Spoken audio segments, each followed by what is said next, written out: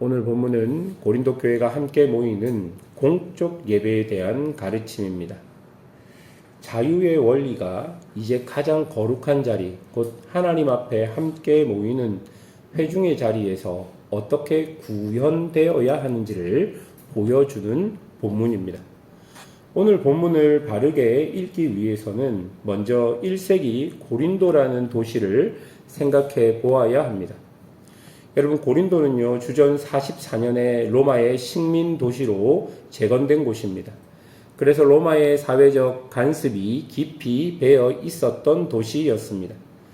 그 시대에 머리를 가리는가 드러내는가 하는 문제는 단순한 패션의 문제가 아니라 신분과 정절과 명예를 드러내는 사회적 문제였고, 이것은 사회적 언어와도 같았습니다. 특히 주목해야 할 것은요, 로마의 남자들이 제사를 드릴 때 옷자락을 머리 위에 끌어올려 머리를 덮었다는 것입니다. 여러분, 이것은 이방 제사를 인도하는 자의 표시였습니다. 그러니 신분 있는 남자가 머리를 덮고 기도한다는 것은 곧 이방 제사장의 몸짓을 떠올리게 한 것이죠. 반대로 정숙한 여인은 공식적인 자리에서 머리를 가리는 것이 명예의 표지였고, 머리를 드러내거나 풀어헤치는 것은 수치, 심지어 음행한 여인의 표식으로 여겨졌습니다. 또한 이방 신전 여성 사제들이 이런 모습으로 예언을 했습니다. 여러분, 오늘 이 본문은요, 이런 문화적 자리에서 바울의 권면을 들어야 하는 것이죠. 예배하는 자가 우상 숭배자와 같은 몸짓을 하면 안 된다라는 것이고, 회중의 명예를 깨뜨리는 자리를 만들어서는 안 된다라는 것이 오늘 본문의 핵심적인 권면인 것입니다. 첫 번째로 우리가 본문을 통해 살펴볼 것은 머리됨의 질서입니다. 바울은 먼저 칭찬으로 본문을 시작합니다. 2절 보니까 너희가 모든 일에 나를 기억하고 또 내가 너희에게 전하여 준 대로 그 전통을 너희가 지킴으로 칭찬한다라고 이야기합니다. 여러분, 여기서 전통이라는 것은요, 인간이 만든 간습을 이야기하는 것이 아니라 사도들을 통해 전해받은 복음의 가르침을 의미합니다. 그러니 이어지는 권면도 바울의 개인의 취향이나 바울의 뜻이 아니라 교회의 머리 대신 그리스도께서 제정하신 그리스도께로부터 흘러나온 질서임을 먼저 2절을 통해 우리에게 알려주는 것이죠. 그리고 3절에서는 본문 전체의 열쇠가 되는 중요한 문구들이 나오는데요.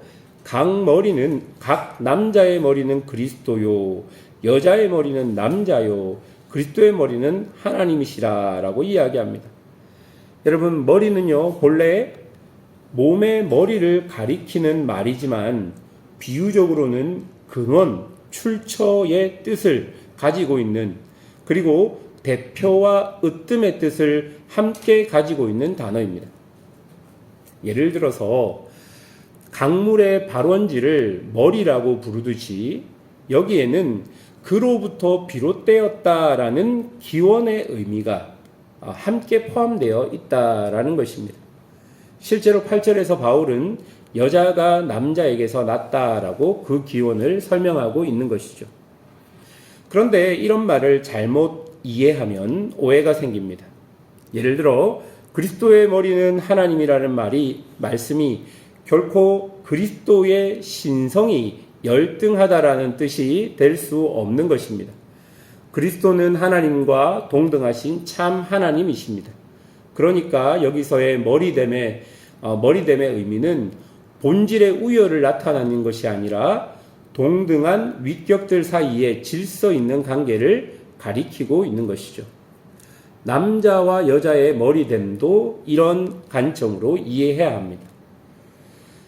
가치의 높낮이로 남자와 여자의 머리됨을 이야기하는 것이 아니라 하나님께서 세우신 질서 안에서의 관계로 이해해야 하는 것이죠. 그리고 이 점은 잠시 후 11절과 12절에서도 분명하게 확인되고 있습니다. 여러분, 이런 질서 위에서 바울은 예배의 구체적인 장면을 다루고 있는 것이죠. 4절 보십시오. 무릇 남자로서 머리에 무엇을 쓰고 기도나 예언을 하는 자는 그 머리를 욕되게 하는 것이요 라고 이야기합니다. 아까도 얘기했듯이 이방 제사장의 몸짓을 떠올리게 하는 행동을 하지 마라 라는 것이죠. 예배하는 남자가 그런 차림을 한다면 그는 자신의 머리 곧 그리스도를 욕되게 하는 것이라고 이야기합니다. 또한 5절을 보십시오. 무릇 여자로서 머리에 쓴 것을 벗고 기도나 예언을 하는 자는 그 머리를 욕되게 하는 것이다 라고 이야기합니다. 여러분, 그 시대 문화에서 머리를 드러내는 여인은 정결의 표지를 던져버리는 것과 같았고 이는 회중에게는 수치로 비추어진 것입니다. 그러니까 바울이 말하는 것이 무엇입니까? 왜 하나님께 예배하는데 우상 숭배자들과 똑같은 모습으로 하냐는 것입니다.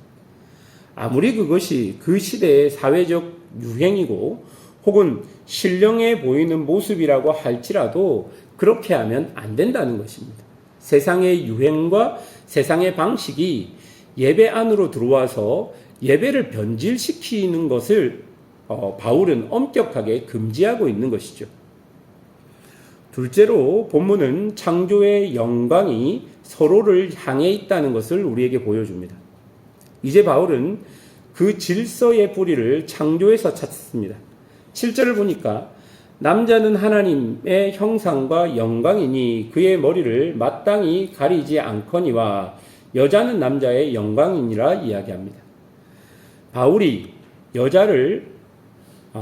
여기서 바울이 여자는 하나님의 형상이 아니다라고 말하는 것이 아님을 분명히 기억해야 합니다. 창세기 1장 27절에서 남자와 여자가 함께 하나님의 형상으로 지음받았다라고 분명히 말합니다.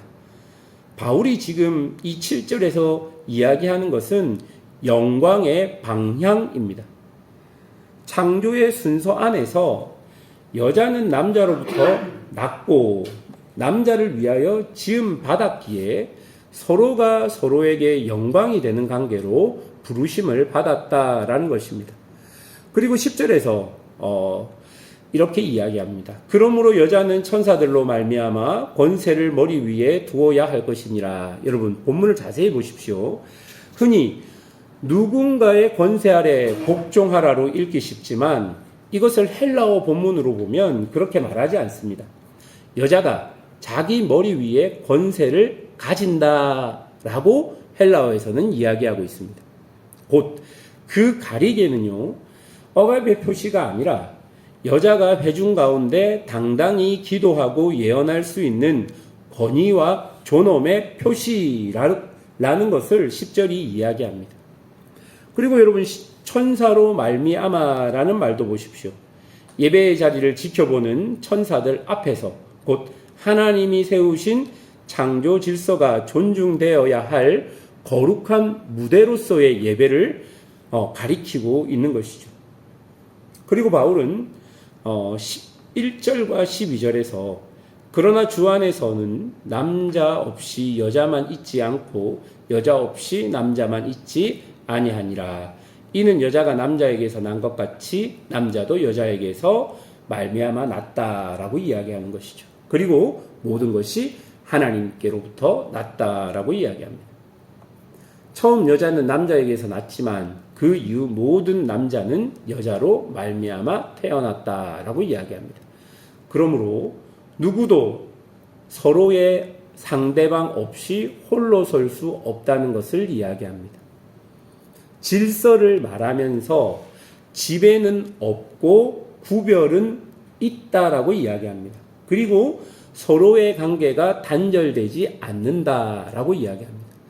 그리고 이 모든 근원은 하나님이다라고 이야기하는 것이죠. 여러분, 이것이 복음이 빚어낸 균형입니다. 지배 없는 구별, 무너짐 없는 상호 의존, 남자와 여자가 주 안에서 서로를 향해 마주 서 있는 것을 본문이 우리에게 알려주고 있는 것이죠. 여러분, 남자가 우월하다, 여자가 우월하다 말하지 않습니다. 그 시대의 사회적 모습 안에서 어쩔 수 없이 남자 우선적인 언어들을 사용할 수밖에 없지만 바울은 여러 단어를 통해 여성의 권위와 여성의 그 의무들을 이렇게 세워주고 있는 것이죠. 예배의 자리 안에서도 여성이 머리에 무엇을 가리고 있지만 그것은 여성으로서 받아야 할 존중을 받는 모습이라고 이야기하고 있는 것입니다. 세 번째, 본문은 본성의 가르침과 다툼을 넘어서는 사랑을 이야기합니다. 끝으로 바울은 회중 스스로 분별하도록 권하는데요. 13절을 보니까 너희는 스스로 판단하라. 여자가 머리를 가리지 않고 하나님께 기도하는 것이 마땅하냐라고 이야기합니다. 이어 본성을 우리에게 이야기하는데요. 남자에게 긴 머리가 부끄러움이요 여자의 긴 머리는 그의 영광이 되나니 이는 긴 머리가 가리는 것 대신 주어지는 것이기 때문이다 라고 이야기합니다. 곧 머리카락 자체가 하나님이 여인에게 주신 자연스러운 덮개요 그 안에 이미 가림의 원리가 새겨져 있다라고 이야기하는 것이죠. 바울은 그 시대 사람이라면 누구나 공감할 수 있는 일반적 분별을 말하고 있는 것입니다. 그리고 16절 바울은 부드럽게 오늘 본문은 마무리하는데요.